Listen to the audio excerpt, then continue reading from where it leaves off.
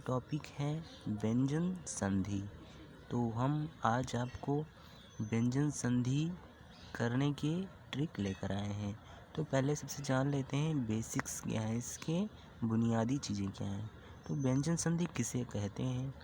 तो व्यंजन के साथ स्वर या व्यंजन के मेल से जो विकार उत्पन्न होता है, यानी जो परिवर्तन होता है, उसे व्यंजन संधि कहते हैं। इसमें एक है कि आपका पहला व्यंजन होना चाहिए और दूसरा स्वर या व्यंजन, दोनों में से कोई एक हो सकता है। तो कौन सा संधि होगा? व्यंजन संधि। तो इसका पहला ट्रिक है, ट्रिक नंबर 1 है तीसरे वर्ण में परिवर्तन। तीसरे वर्ण में परिवर्तन। तो जैसे का आ गया पहले वर्ण में, तो का तीसरा वर्ण का होगा, फिर खा होगा, फिर गा होगा। तो का खा दूसरा, गा तीसरा, तो ये तीसरा वर्ण गा होगा। तो गा में परिवर्तन, तो का गा में परिवर्तन, ये तीसरा वर्ण है गा। और पा का किस में परिवर्तन होगा? पा का तीसरा वर्ण बा है, तो पा का परिवर्तन बा में। ता का ता था दा, ता का तीसरा वर्ण दा में परिवर्तन। तो उम्मीद करता हूँ ये आपको समझ में आ ही रहा होगा। तो इसका फॉर एग्जाम्पल, उदाहरण के लिए देखते हैं, दिक प्लस अंबर। तो यहाँ पर का आया, तो इसका तीसरे वर्ण में जो है परिवर्तन होगा। तो का तीसरा वर्ण, का परिवर्तन गा में होता है, जो कि का तीसरा वर्ण होता है। तो यहाँ गा होगा, और ये आधा का है तो आधा गा होगा, और इस आ के साथ मिलकर ये पूरा गा बन जाएगा। तो दिग प्लस अंबर दिगंबर। दूसरा है दिक प्लस विजय, ये होगा का गा बनेगा आधा गा, और इसमें छोटा आ कुछ है नहीं, तो ये आधा ही गा रह जाएगा, तो यहाँ आधा गा हो जाएगा। तो ये होगा दिग्विजय, दिग्विजय। दूसरा है सुप प्लस संत, सुप प्लस संत। तो सुप प्लस संत में देखिए, पा का तीसरा वर्ण बा, पा का तीसरा वर्ण बा, तो शुभ संत। पा का ये आधा बा हुआ, और संत, तो संत का संत ही रहेगा, तो शुभ संत। दूसरा है अप प्लस धी, तो पा का बा में परिवर्तन, आधा पा है तो आधा बा होगा, तो आधा बा इसी में आधा बा हो जाएगा, तो ये अवधि हो जाएगा। तीसरा देखते हैं, उत प्लस घाटन। ता का देखिए दा में परिवर्तन, क्योंकि ता का तीसरा वर्ण दा होता है, तो ता का दा में परिवर्तन, ये आधा ता है तो आधा दा होगा, तो उद, ये वैसे का वैसा रहेगा, ज्यों का त्यों घाटन।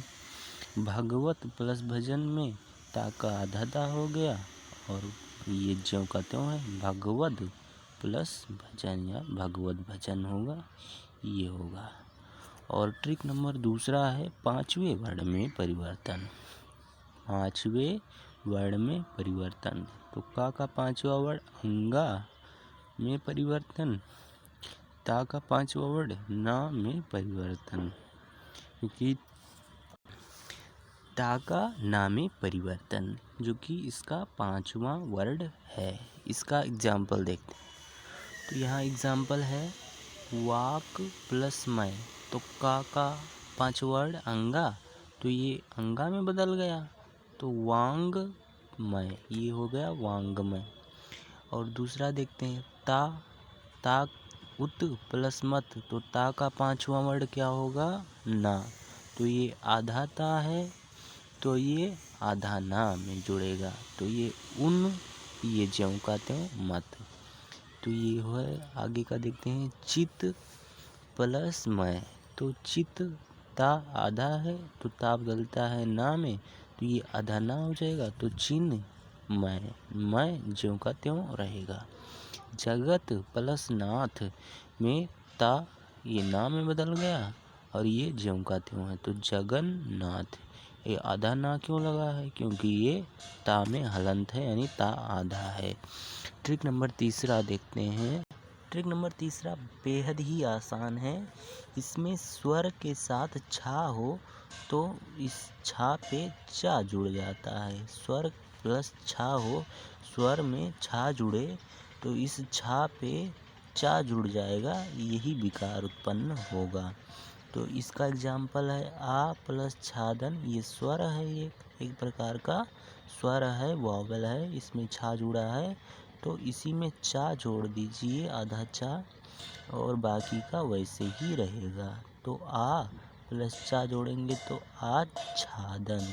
तो यह स्व प्लस छंद, इसमें छा में इध में चा जोड़ेंगे तो स्वच्छंद। इसमें बी प्लस छेद है तो इसमें चा जोड़ेंगे विच्छेद। ये बेहद ही आसान है। ट्रिक नंबर 4 देखते हैं। इसमें यदि माँ में व्यंजन जुड़े, माँ में कोई अगर व्यंजन जुड़े तो आपका व्यंजन का 5वां वर्ड माँ के स्थान पर आ जाएगा।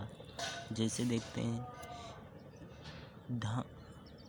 घन प्लस घम प्लस टा, तो यहाँ माँ के स्थान पर इसी टा का 5वां वर्ड है, तो टा का 5वां वर्ड अड़ा, तो यहाँ अड़ा हो जाएगा और वाकी जुड़ जाएगा, तो घंड टा, तो ये होगा घंटा।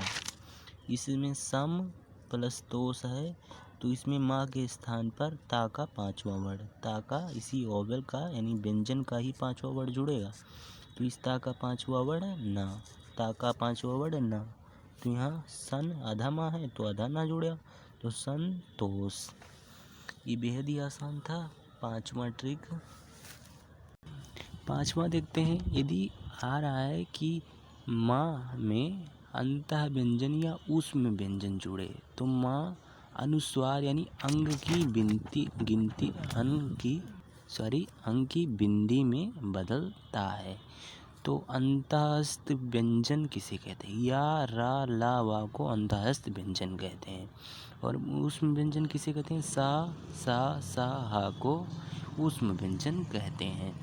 ये अगर माँ में अंतःस्थ व्यंजन या ऊष्म व्यंजन जुड़े तो जो है माँ अनुस्वार यानी अंग की बिंदी में बदल जाता है। जैसे एग्जाम्पल देखें, सम प्लस सार, ये माँ है, माँ में ये सा जुड़ा है और सा क्या है? सा एक ऊष्म व्यंजन है। और जब माँ में एक ऊष्म व्यंजन जुड़ता है तो माँ का अंग की बिंदी में लोप हो जाता है।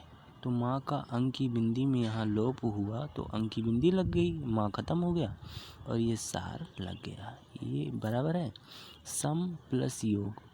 ये जब माँ में कोई या अंतःस्थ व्यंजन जुड़ रहा है, अंतःस्थ व्यंजन जब जुड़ेगा तो इस माँ का लोप अंग की बिंदी में हो जाएगा यानी अनुस्वार में हो जाएगा। तो ये होगा सन योग। और तीसरा देखते हैं, सम प्लस रक्षा। ये रा भी अंतःस्थ व्यंजन है तो ये जब जुड़ेगा माँ के साथ तो ये माँ का लोप अंग की बिंदी में कर देगा, तो ये होगा सन रक्षा। तो फ्रेंड्स, आज का ये वीडियो यहीं समाप्त होता है। Thank you.